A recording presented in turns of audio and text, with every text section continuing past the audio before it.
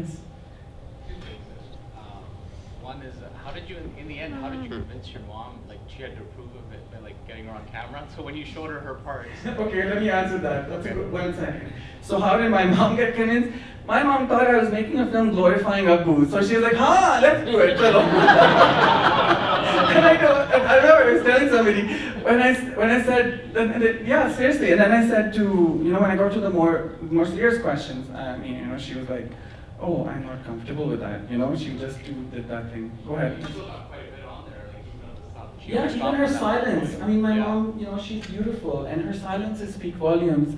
And even though her religion is telling her one thing, you can see that she's a conflicted person. You can see that inside there's this woman who loves to dance, who loves to party, who we are like, who's a questioning person. The sad part is, when they moved to Canada, instead of, my mother was thriving, but my father wasn't. He had a very difficult time. So he dragged her down with him. He literally did that. And he took her to Farhat Hashmi's lectures, and that woman is psycho,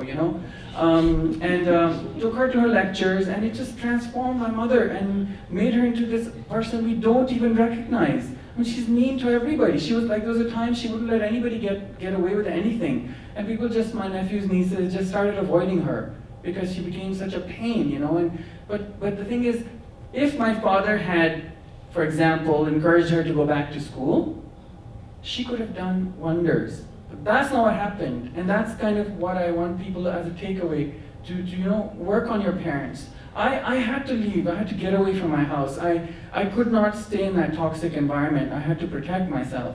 But I had felt like I did abandon them at a very sensitive time of their lives. And also what you don't have, I had to invisibilize some of my siblings. What triggered my parents, I didn't actually put in the film. It was because my older brother married a white Newfoundland woman from Newfoundland, and he started dating her, and they went into a panic of culture. And then 9/11 happened, and then they went into a panic of faith. You can see that come across in the film. Your mom is almost like, she comes to Canada and she's opening up, and then she just gets shut down. Oh yeah, my dad said to her, it's either me or your divorcee friends, and I remember that. It was awful. So, I try to make a balanced film. It's very difficult, obviously, but it is a documentary.